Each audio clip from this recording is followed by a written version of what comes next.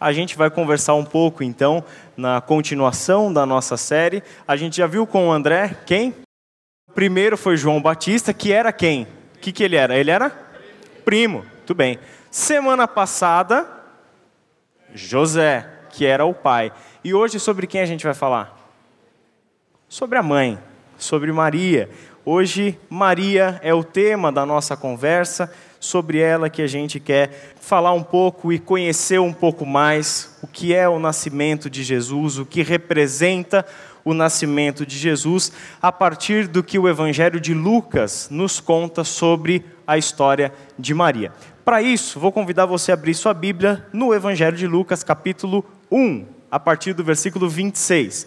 O texto também será projetado, caso você não tenha trazido a sua Bíblia, mas a gente sempre incentiva que você traga a sua Bíblia, porque apesar do texto estar projetado, você sempre pode acompanhar por aí, fazer alguma anotação, grifar uma passagem. Isso é sempre importante para você fixar melhor aquilo que a gente está falando por aqui. Evangelho de Lucas, capítulo 1, a partir do verso 26, nós lemos o seguinte: No 6º mês, Deus enviou o anjo Gabriel a Nazaré, cidade da Galileia, a uma virgem prometida em casamento a certo homem chamado José, descendente de Davi. O nome da virgem era Maria. O anjo, aproximando-se dela, disse: Alegre-se, agraciada, o Senhor está com você. Maria ficou perturbada com essas palavras, pensando no que poderia significar esta saudação. Mas o anjo lhe disse: Não tenha medo, Maria. Você foi agraciada por Deus. Você ficará grávida e dará à luz um filho, e lhe porá o nome de Jesus.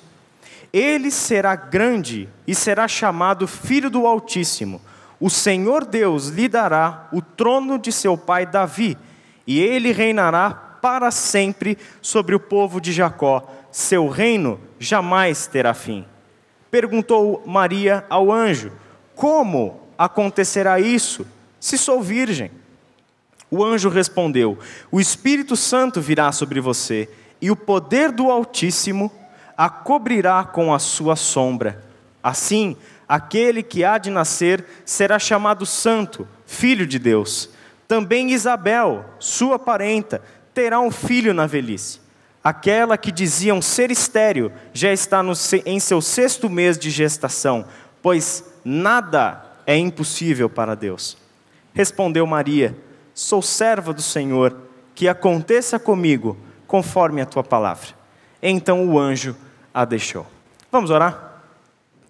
Pai, muito obrigado pela tua palavra e pedimos a orientação do teu Santo Espírito, que transforme essas palavras, Senhor, em um sentido todo especial para as nossas vidas nessa manhã. Que a gente consiga, Pai, nos enxergar nessas palavras, enxergar a nossa história nessas palavras e percebermos a maneira gloriosa de o Senhor agir nas nossas vidas. É em nome de Jesus que nós oramos. Amém. Antes de entrar nesse texto, você deve ter reparado aí, se você está com a sua Bíblia aberta, leia de novo o primeiro versículo que a gente leu. Você viu lá que foi no 6º mês. 6º mês em relação a quê? 6º mês em relação a uma história que Lucas começou a contar no versículo 5 do capítulo 1. E lá no versículo 5 do capítulo 1, na primeira linha, diz o quê? No tempo de Herodes, rei da Judéia. E aí começa a se falar sobre a família de Zacarias e de Isabel.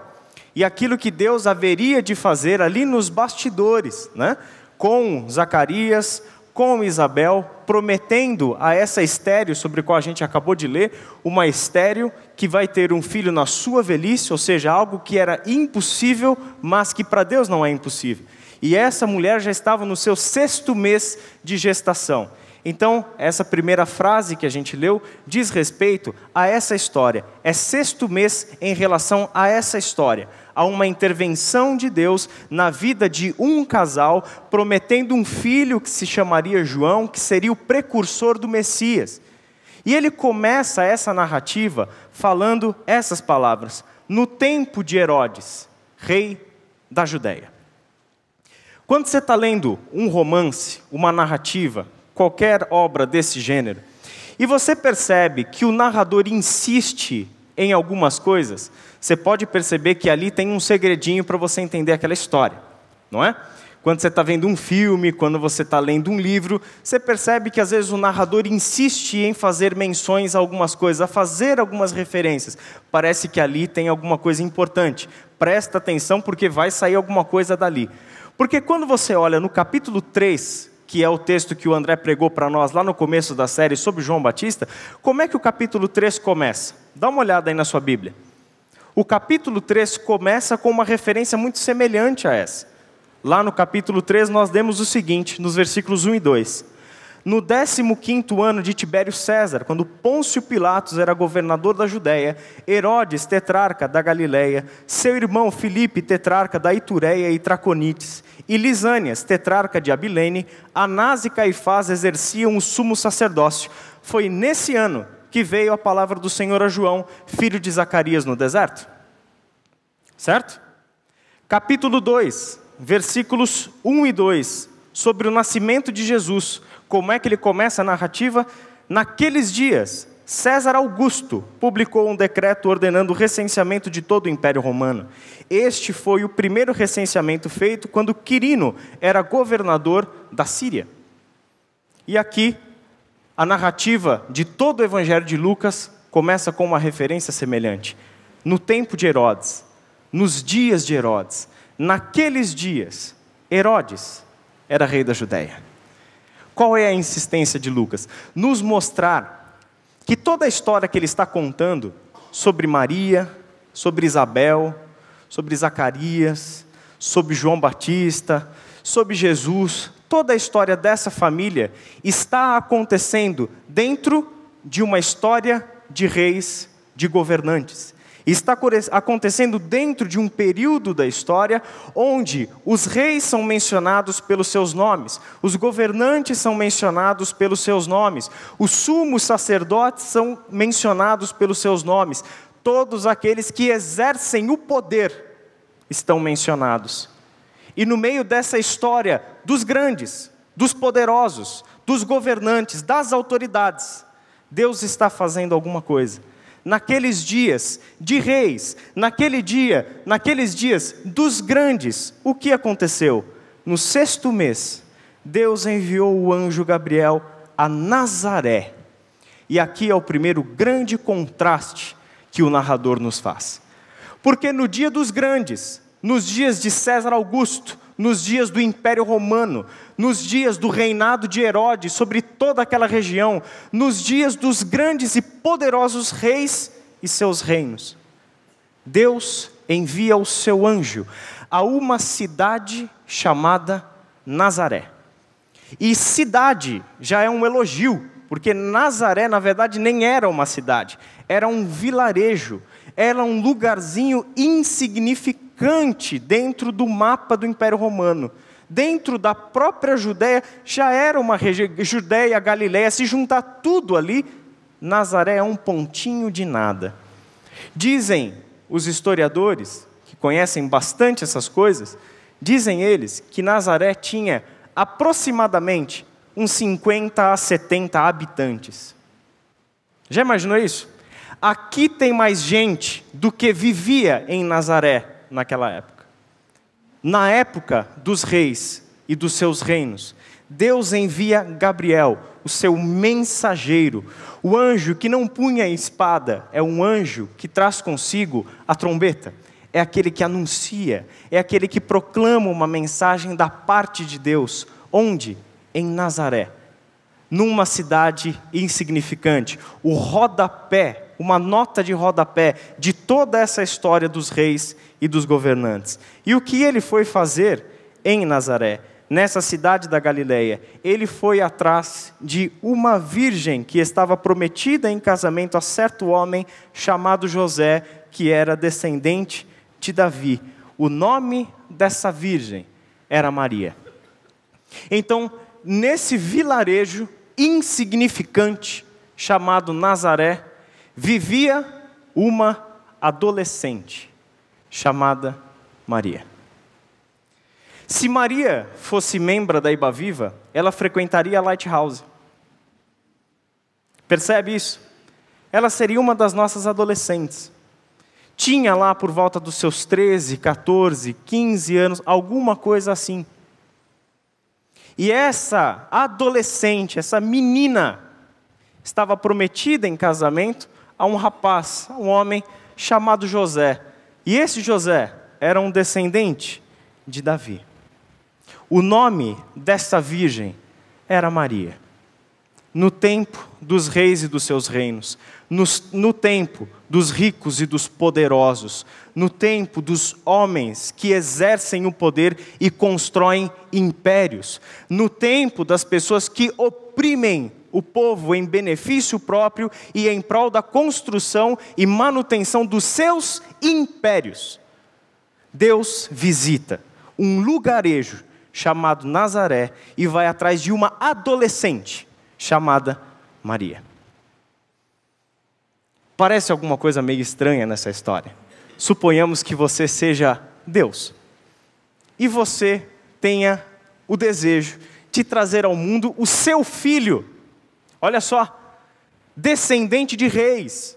Alguém, um filho, que seria o filho de Deus. Se o filho de um rei já tem um berço esplêndido de ouro, imagina o que seria o nascimento do filho de Deus, o Senhor dos senhores, aquele que está acima de todos os reis e dos seus reinos. Provavelmente, a nossa escolha seria para que o filho de Deus nascesse, não em Nazaré, não em Belém da Judéia, que não fosse essas as cidades do seu nascimento e da sua criação.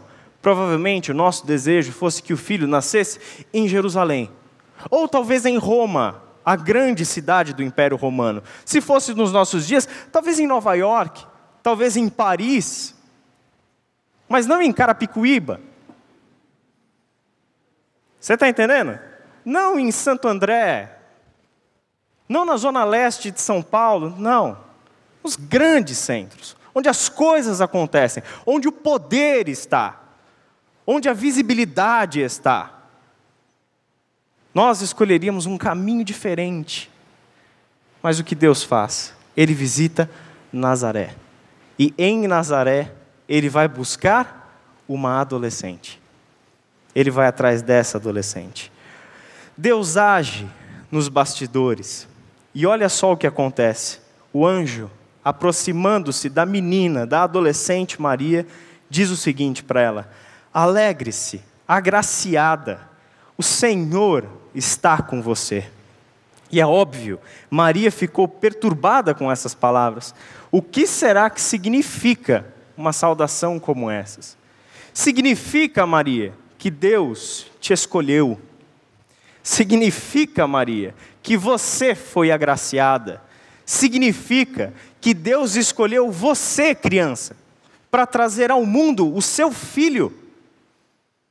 Significa, criança, significa, menina, que Deus faz as coisas de um jeito que a gente não espera.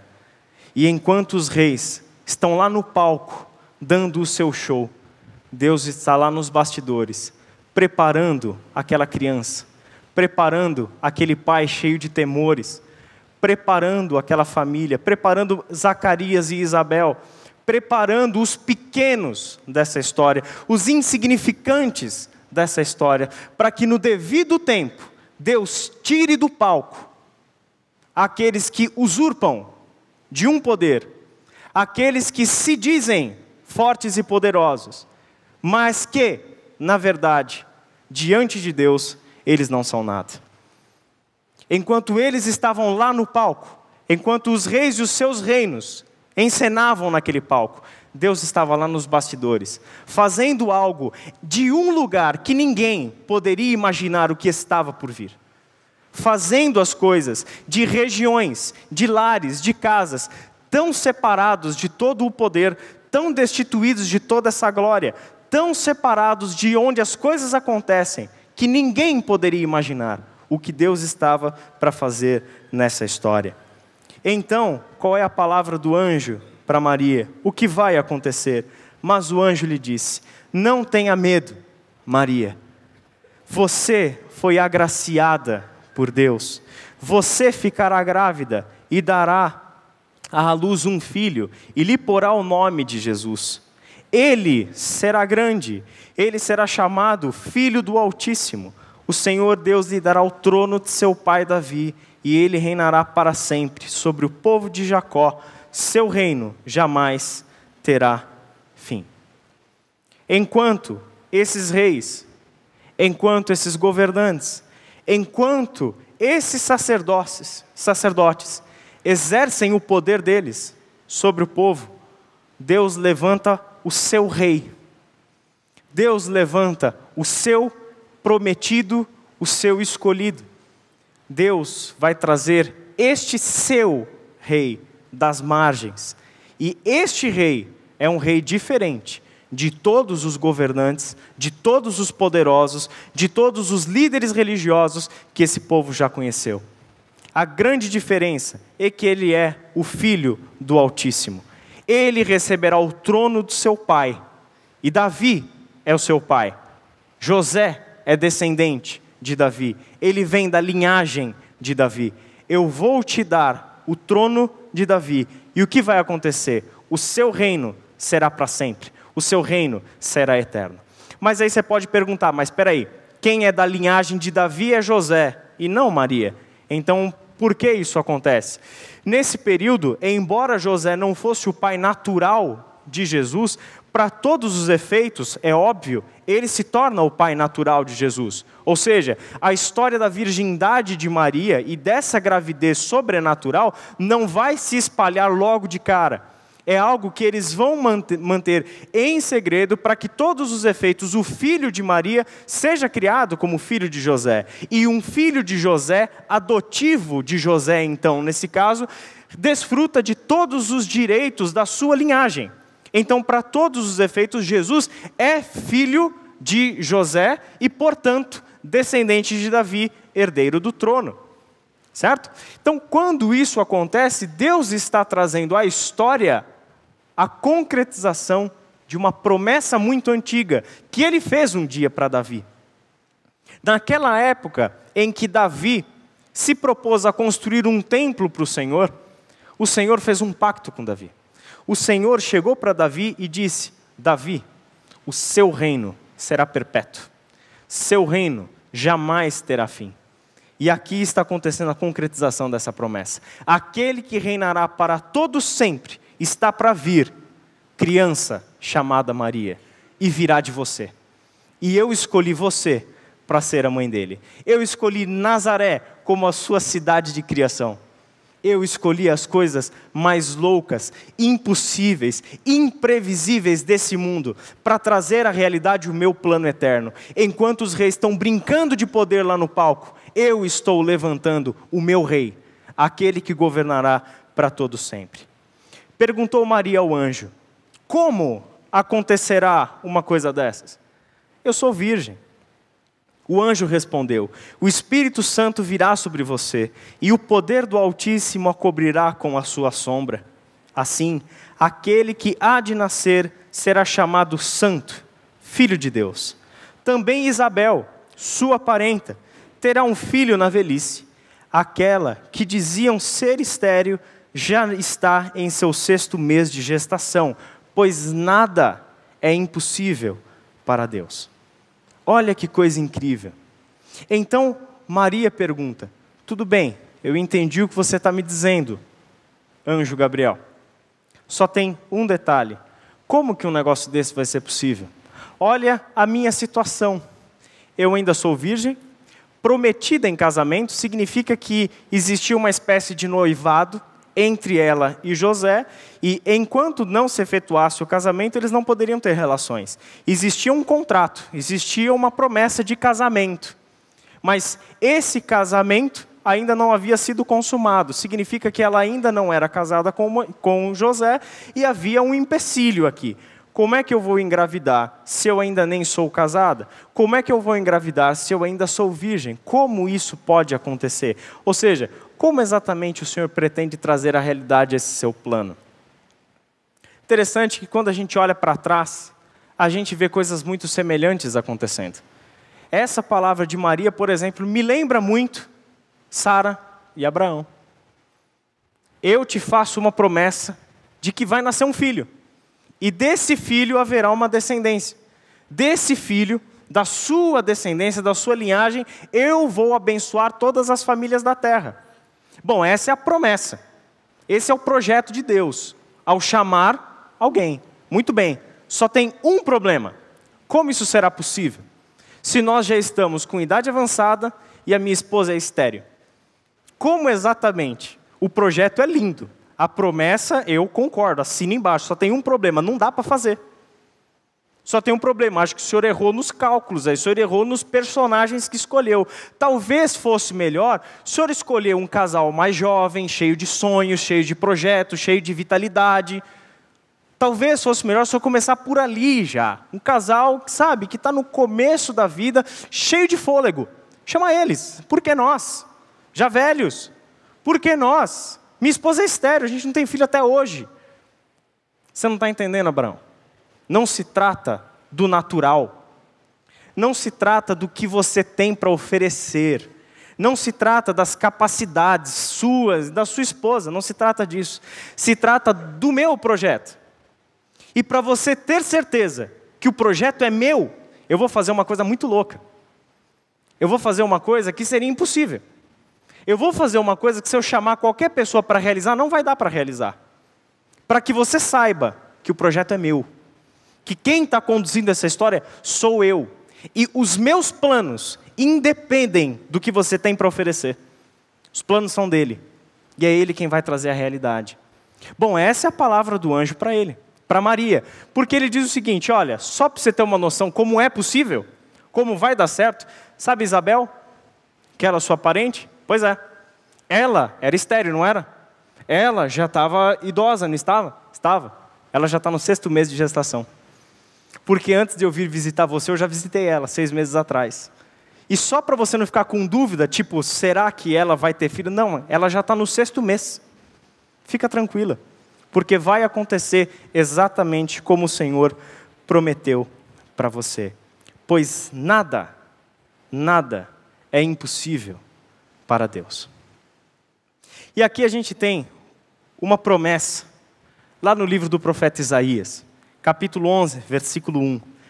Um ramo surgirá do tronco de Jessé, e das suas raízes brotará um renovo. Que coisa linda. Olha só, um ramo surgirá do tronco de Jessé. Jessé, pai de Davi.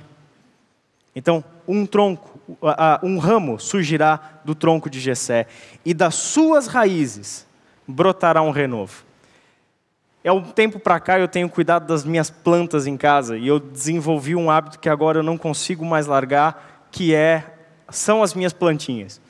E esses dias eu estava cuidando delas e eu lembrei desse texto.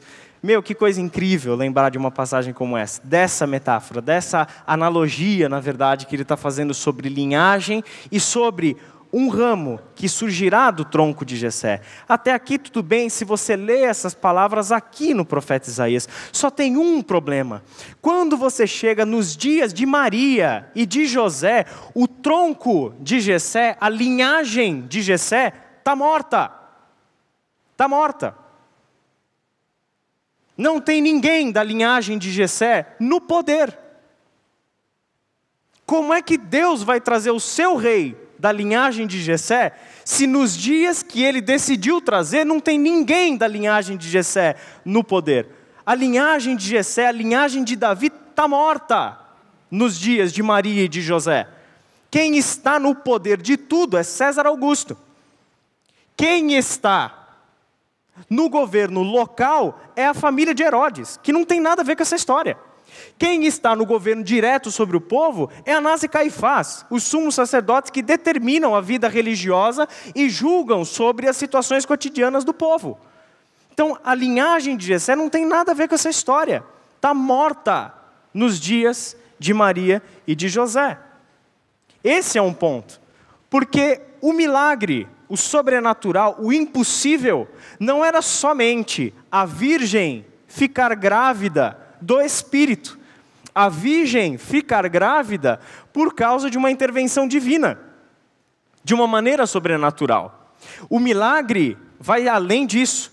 O milagre é Deus trazer vida, é Deus trazer um ramo de uma raiz morta. Eis o milagre.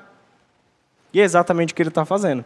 Enquanto os reis estão lá no palco, enquanto os reis estão lá encenando o showzinho de poder deles, eu estou aqui ressuscitando a raiz de Davi.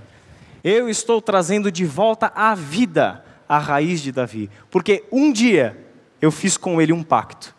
E hoje, através de você, menina, através de você, criança, eu estou trazendo à vida aquilo que um dia eu prometi para os seus antepassados. E aqui tem um movimento, quando a gente olha para toda essa história, a gente percebe uma coisa muito interessante sobre o agir de Deus. E eu falo isso baseado em Lutero. Ele tem um texto que é um comentário ao Cântico de Maria, o Magnificat. E nesse comentário de Lutero ao Cântico de Maria, ele começa, na sua introdução, ele fala algumas coisas bem significativas sobre o agir de Deus. Porque quando a gente lê a Bíblia como um todo e percebe o jeito de Deus agir, as escolhas que Deus faz, as ações de Deus, elas revelam que Deus está olhando sempre para baixo. Para baixo. Primeiro, Deus não tem por que olhar para cima. Não tem ninguém acima dele. E não há nada acima dele. Deus também não olha para os lados, porque não há ninguém semelhante a ele, que se compare a ele.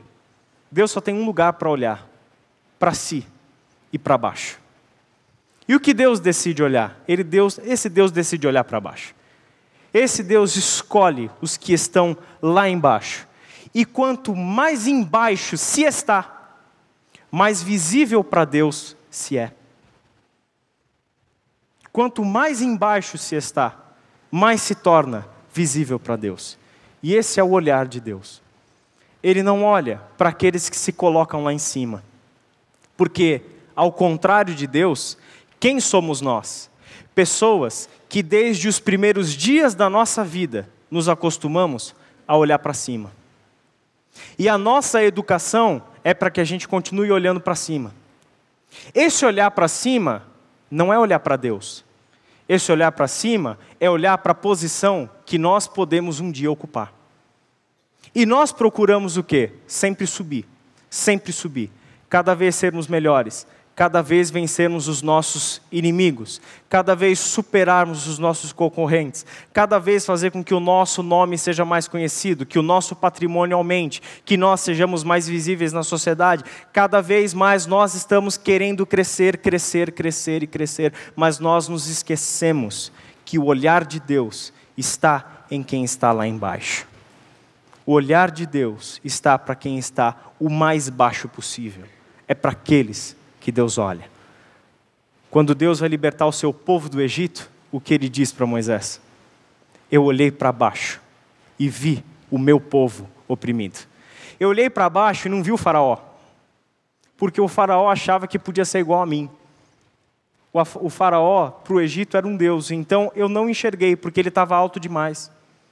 Quem eu enxergo? Eu enxergo quem está lá embaixo. Quem são os que estavam lá embaixo? Os oprimidos, os escravizados, aqueles que estavam debaixo da mão do faraó. Pois bem, são esses que eu quero para transformar em meu povo. São esses escravos que eu quero libertar para fazer deles o meu povo. Quando Deus olha para a Judeia, para a Galileia, para toda essa região nesses dias, Ele não está olhando para César. Ele não está olhando para Herodes, e ele não está olhando para Pôncio Pilatos. Ele está contemplando uma adolescente na insignificante cidade de Nazaré, que é prometida a José, o descendente de uma linhagem igualmente insignificante nos seus dias. E fala o quê? É daí que eu vou trazer à história o meu filho, e o seu reino será eterno, e o seu reino será para todo sempre. E Lutero faz o seguinte comentário: o Espírito Santo ensina à Virgem esta rica sabedoria. Deus é um Senhor que não faz outra coisa do que engrandecer o que é humilde, de rebaixar o que é grande, enfim, de quebrar o que está feito e de refazer o que está quebrado.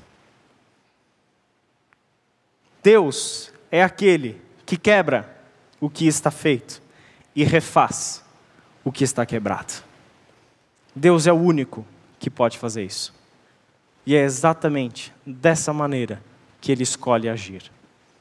Aliás, um parênteses, esse comentário ao magnificar o Cântico de Maria que Lutero escreveu, foi uma resposta dele ao rei da Saxônia.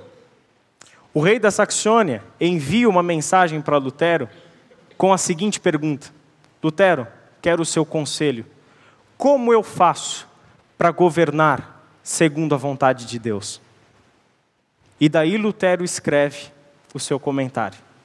Ele faz um verdadeiro trabalho, um tratado de ética política, a partir do cântico da adolescente chamada Maria. E aquilo se torna uma referência para um rei, para que ele governe de acordo com as palavras daquela adolescente, de acordo com o louvor daquela adolescente.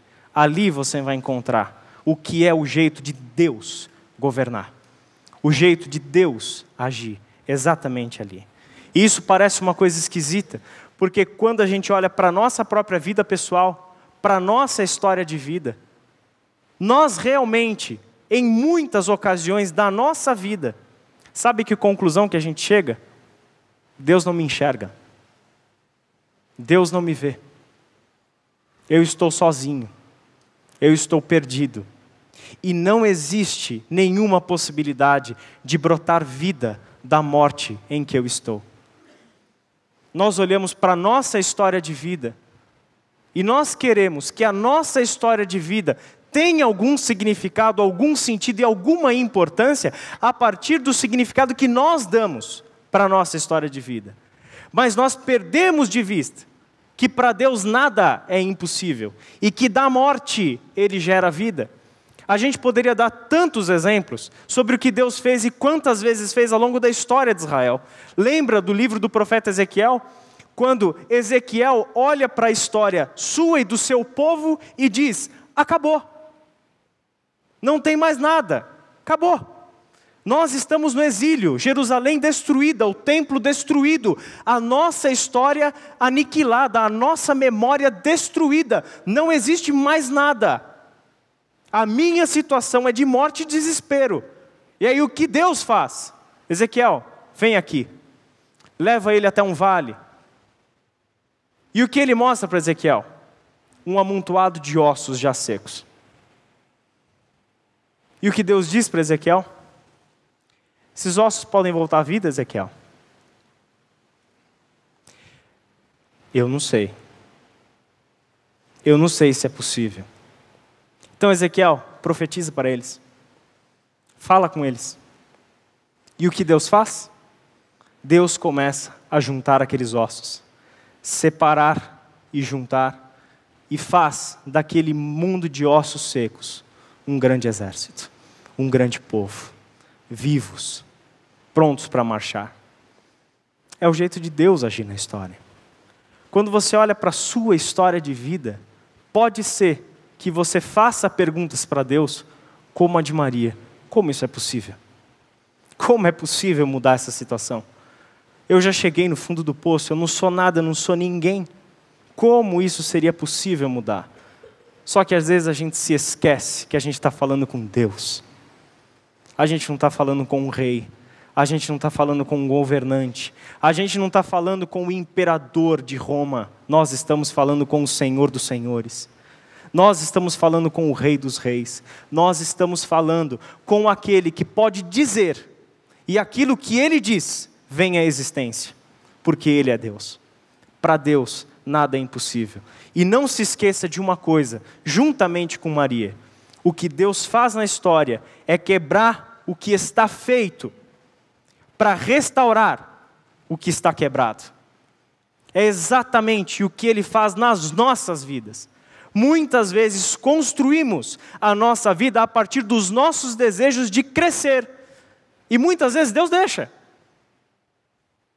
Deus deixa. Até que um dia, esse Deus olha para nós e fala: está na hora agora de refazer essa história. Está na hora agora de moldar você de acordo com a minha vontade. Só tem um detalhe. Para que eu faça isso, eu tenho que te derrubar de onde você está. Para que isso seja possível, é necessário que a sua vida se quebre. E quando a vida se quebrar, o que a gente descobre? A gente descobre que é Deus quem refaz. A gente descobre que esse Deus pode trazer à existência aquilo que é a sua vontade para cada um de nós. E esse é o jeito de agir, muito bem captado pelo apóstolo Paulo na primeira carta aos Coríntios, capítulo 1, do versículo 26 até o versículo 29.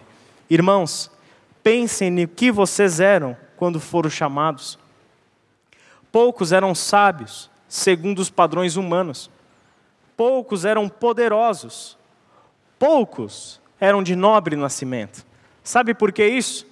Porque essas comunidades cristãs fundadas pelo apóstolo Paulo era predominantemente formada por escravos ou pessoas pouquinho superiores a escravos, libertos. E não de gente de nobre nascimento, e não de poderosos. Lembrem-se do que vocês eram quando vocês foram chamados. Só tem um detalhe que a gente não pode esquecer. Deus escolheu o que para o mundo é loucura, para envergonhar os sábios, e escolheu o que para o mundo é fraqueza, para envergonhar o que é forte. Ele escolheu o que para o mundo é insignificante, desprezado e o que nada é, para reduzir a nada aquilo que é, a fim de que ninguém se vanglorie diante dele. E era exatamente isso o que Maria percebe que está acontecendo com a vida dela. É exatamente isso o que Maria percebe que está acontecendo naqueles dias com ela. E não é à toa que no meio de toda essa história, desse agir sobrenatural e impressionante de Deus, desse agir de Deus a partir das margens, é que Maria irrompe em louvor. É que a Maria chega diante desse Deus e diz para esse Deus tudo o que ela pode dizer. E a insignificante se transforma em a agraciada.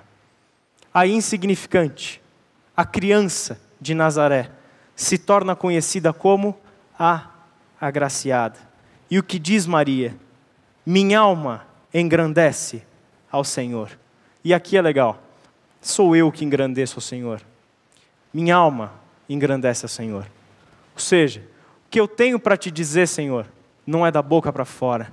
O que eu tenho para te dizer não são só palavras, mas a minha gratidão brota das minhas entranhas. Vem do fundo da minha alma.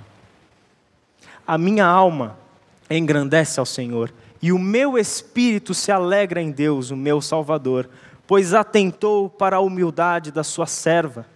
De agora em diante, todas as gerações me chamarão bem-aventurada, pois o Poderoso fez grandes coisas em meu favor. Santo é o seu nome. A sua misericórdia estende-se aos que o temem de geração em geração. Ele realizou poderosos feitos com o seu braço. Dispersou os que são soberbos no mais íntimo do coração. Derrubou governantes dos seus tronos, mas exaltou os humildes. Encheu de coisas boas os famintos, mas despediu de mãos vazias os ricos. Ajudou a seu servo Israel, lembrando-se da sua misericórdia para com Abraão e seus descendentes para sempre, como dissera aos nossos antepassados. E de repente, uma adolescente compõe um poema lindo como esse. E de repente, uma criança tem palavras de louvor que brotam do fundo da sua alma, reconhecendo o agir desse Deus. Maria conhece Deus pela experiência. Maria conhece Deus não da teoria, não porque ouviu dizer, mas porque ela foi alvo da ação desse Deus. Conhecemos Deus na medida em que nos relacionamos com Ele.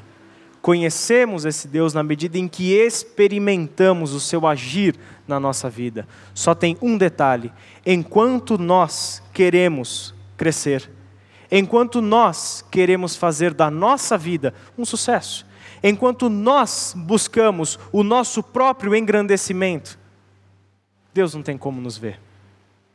Ele precisa que nós estejamos aonde? Lá embaixo. Lá embaixo. Por isso que Maria diz que Ele atentou para a sua humilde serva. Ele atentou para aquela que estava lá embaixo. É por isso, e com isso eu quero encerrar, primeira carta de Pedro, capítulo 5, versículo 6, onde Pedro diz o seguinte: humilhem-se debaixo da poderosa mão de Deus, e Ele os exaltará no seu devido tempo. Humilhem-se debaixo da poderosa mão de Deus, que Ele, Deus, os exaltará no devido tempo. Não tente você se exaltar. Não tente você seguir o caminho dos ricos e dos poderosos. Não tente você seguir o caminho dos governantes e dos reis. Não tente você. A única coisa que nos cabe, como servos tementes a Deus, é nos humilharmos debaixo da poderosa mão de Deus. Surpreende que no nosso tempo a gente vive exatamente o contrário, e a gente precisa que essa adolescente chamada Maria nos ensine o caminho de novo. Surpreende que nos nossos dias, pastores, líderes religiosos, vivem as suas trajetórias para serem conhecidos, para serem poderosos, para arrebanhar para si uma multidão, para que os seus nomes sejam conhecidos. E com isso formam-se igrejas inteiras, em torno do nome dessas pessoas, em torno do seu grande conhecimento, em torno do seu grande e poderoso reino e império que criaram. Pessoas que vivem pela vaidade e pela cobiça. E essa jovem adolescente nos ensina, não é o caminho. O caminho é você se humilhar debaixo da poderosa mão de Deus. O caminho é você não temer ser insignificante. Porque quando você for insignificante aos olhos do mundo, aí Deus tem algo para fazer na sua vida. Enquanto você não estiver pronto para se curvar e se humilhar diante desse Deus, Ele não tem muita coisa para fazer por você, porque você está na sua própria força. Mas quando aprendemos com Maria, que é o caminho inverso, talvez a nossa vida comece a fazer sentido, e a nossa percepção sobre o poder de Deus seja outra. E daí é que vai brotar o verdadeiro louvor. É daí que brota o verdadeiro louvor, que não sai da boca porque eu aprendi, mas vem das entranhas porque eu experimentei. Vamos orar? Pai querido, muito obrigado pela Tua palavra. Obrigado pelo Teu jeito de agir, Senhor, que o Senhor tem revelado a nós, que o Senhor nos mostra de uma maneira tão graciosa e poderosa. Senhor Jesus, a nossa oração nessa manhã é que juntamente com Maria, aprendamos o Seu jeito de agir e conduzir a história. Saibamos que o Senhor nos enxerga nas nossas mazelas, que o Senhor nos enxerga na nossa fraqueza e na nossa dor, que o Senhor nos alcança ali para cumprir na nossa vida os Seus propósitos. Dá-nos, ó Pai, a sensibilidade de percebermos o Teu jeito de agir. E que em tudo, Pai, nos submetamos a Ti, ao invés de querer caminharmos com a nossa própria força. É em nome de Jesus que oramos. Amém.